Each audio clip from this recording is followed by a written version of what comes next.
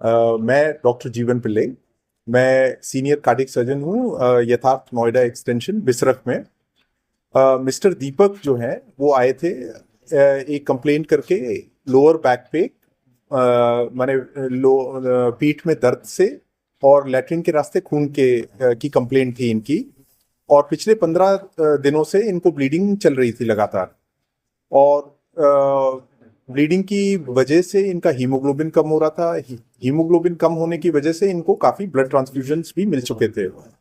माने जब तक ये हमारे पास आए थे तब तक इनको ऑलमोस्ट 25 यूनिट ब्लड चढ़ चुका था।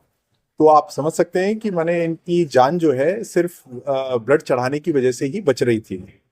जब यहाँ पे आए थे तो डॉक्टर हार्दिक के केयर पे इनका इलाज चालू हुआ और इन्वेस्टिगेशंस हुए।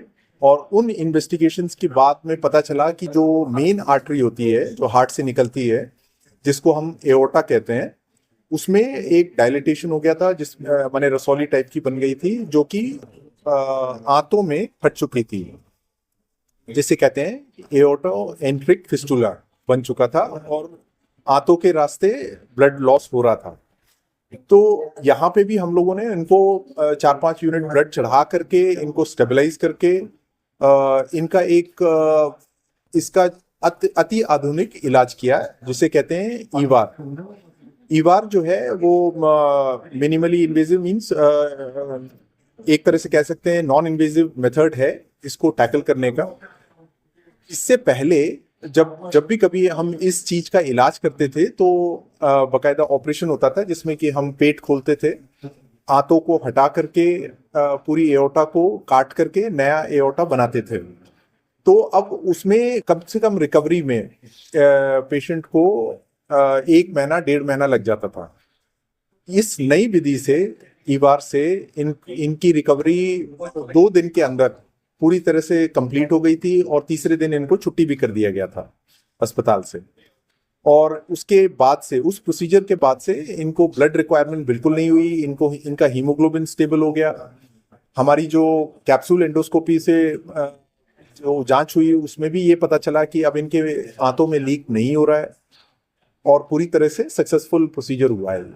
इतनी बड़ी उपलब्धि मानते हैं ये एक बहुत बड़ी उपलब्धि है क्योंकि सिंपल एन्यूरिज्म में ईवार करना और उस तरह के एन्यूरिज्म में जहां पे ब्लड लीक हो रहा हो उसमें जान बचना is a very commendable feat. मेरे ख्याल से I must congratulate everyone in this hospital who has worked hard to get this excellent result. एक सवाल और, सिम्टम्स क्या होते हैं इस बीमारी के, मतलब क्या ताकि लोग पहुंचे आप तक? सिम्टम्स थोड़े माने वेग से होते हैं, वेग सिम्टम्स होते हैं। पेट में दर्द बता सकता है इंसान, पीठ में लोअर पीठ में दर्द बता सकता है और बहुत ज्यादा कोई सिम्टम्स पर से होते नहीं है। और यहाँ के डिपार्टमेंट की तो क्या क्या सुविधाएं उपलब्ध बता रहे हैं? हमारे यहाँ पे यथार्थ नोएडा एक्सटेंशन यहाँ का फ्लैगशिप यथार्थ हॉस्पिटल का फ्लैगशिप हॉस्पिटल है। 450 बेड का हॉस्पिटल है यहाँ पे और यहाँ पे सारी स्पेशलिटीज सुपर स्पेशलिटीज अवेलेबल है।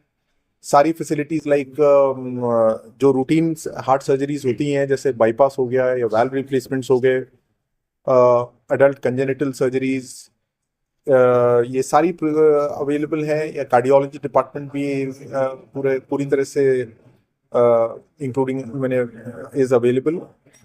हम एक्मो भी डाल लेते हैं, एक्मो की फैसिलिटी भी यहाँ पे रखते हैं। तो बेसिकली आप देख लेंगे तो कार्डियक पॉइंट ऑफ व्यू से सारी मैंने सुविधाएं अवेलेबल है।